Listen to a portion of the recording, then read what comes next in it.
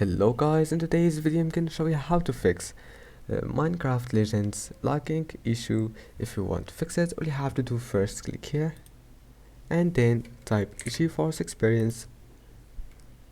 and then go to drivers, check for updates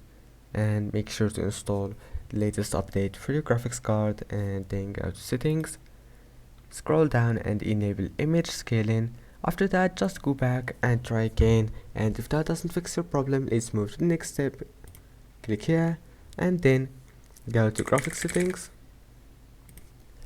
Now turn on this option, turn it on, and then go to background apps, turn off this one, and after that just restart your computer, and after starting your computer try again, and if that also doesn't fix your problem and it's still lagging, then all you have to do, go to view advanced system settings, go to settings, adjust for best performance, click apply and OK, and then right click on your desktop, go to NVIDIA control panel,